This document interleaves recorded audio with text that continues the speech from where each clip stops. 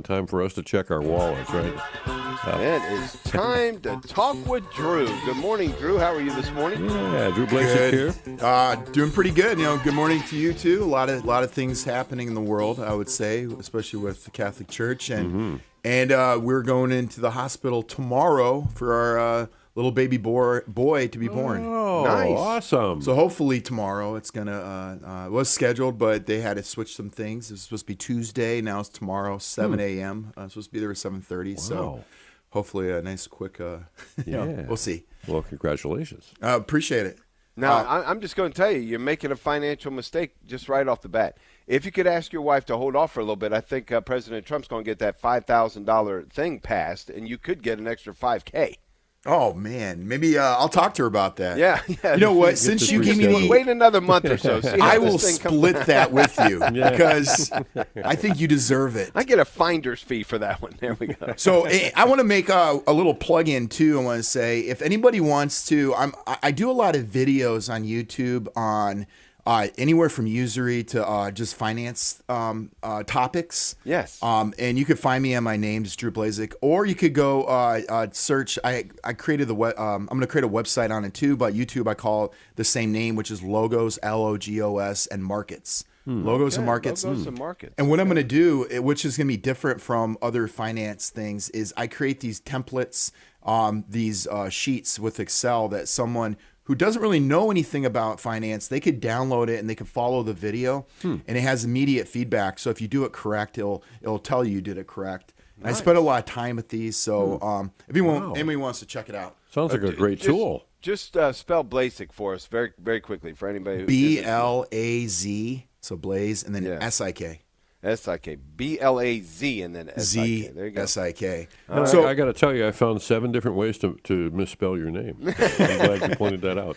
And mispronounce it. Some people always do that too. And so I'd say one thing I want to kind of mention. We kind of talked about it, but I want to mention and get the listener a better understanding when we talk about trade imbalance. Like we think, it's only a good or bad thing, but there's always a benefit and there's always a cost to something. It benefits somebody and it costs somebody. So I kind of want to walk through this really quick. Is that we export roughly 144 billion to China. So I'm just going to keep it to China. We import 439. So that gives us a negative 295 billion to China. Now, people are you got to understand, who does that benefit though? No, right away you think it benefits consumers, but it benefits other people. I want you to think what's going on here. If we're getting a lot more Chinese goods, what is China getting? They're getting US dollars. Right. Does that make sense? Yeah. That it's flooding to China. So they're getting 295. There's 3 things China can do with that money. And this is what's more important. I'm going to talk about the third one, which is the most important one. Well, number one, they can hold it as foreign exchange reserves. And the US dollar is the reserve currency. They could use it for external payments, has nothing to do with us. Those first 2 has nothing to do with us. But the third one does benefit a certain group of people in the United States. It's called capital account flow. A certain percent of that deficit can flow back to the United States. And what do they purchase with it? Well, and I want the listener to really think about our stock market.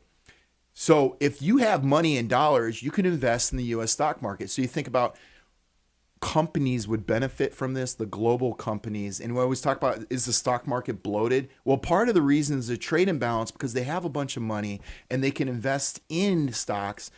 Now, you guys probably heard about real estate, like Chinese investors buying real estate. Why? Because they have tons of US dollars. So they use that money, they buy stocks, they buy real estate. So stock market goes up, the real estate prices go up because of that.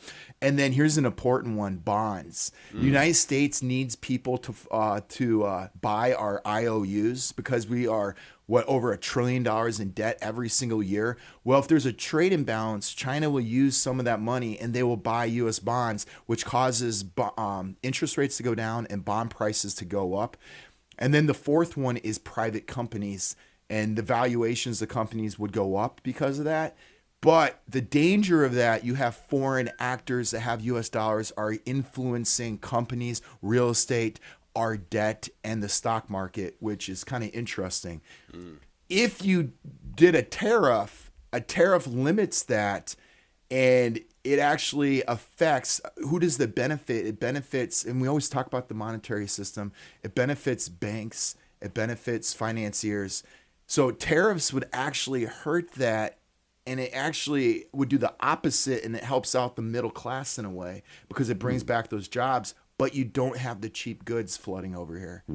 So it's kind of interesting. Well, and I think the other point of that is the point that you just ended up with, and that is the influx of cheap goods. But you know, I hate to throw something out there like Catholic teaching, but you know, we are taught that we can't support a thing that causes someone else great difficulty. Human slavery, these sweatshops where people aren't making living wages in these other countries, including China.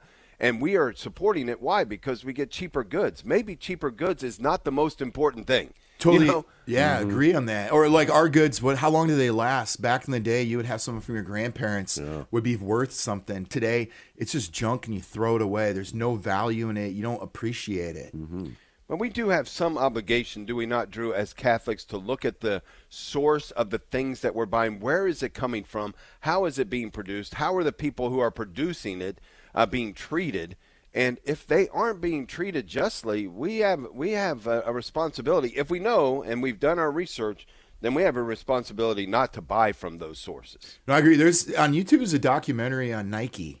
And there's a Catholic that went to the country that produced, I don't remember the country, what it was, and he lived like a worker who produced these shoes. I don't know if you guys ever seen it. No. And he got paid enough money for one meal a day, a certain amount of shaving cream, and he got real sick for a while, but he wanted to do it for a certain period of time, and they live in pretty bad situations. If it was in the United States, there would be a massive outcry. How could you buy a product that they're treating their workers that way? And we kind of do a blind eye, I think, for a lot of these products because we want it cheap. Right. But who does it? You got to think about who does it benefit. It benefits the top tier. It benefits the profits of the company because they have cheap labor. They love cheap labor coming in. If you didn't have that, it doesn't benefit the top. It benefits more of the middle class all around. Yeah, and to your point, Catholic teaching is it needs to benefit the worker. The worker needs to earn a wage that allows him to take care, he or she, to take care of their family.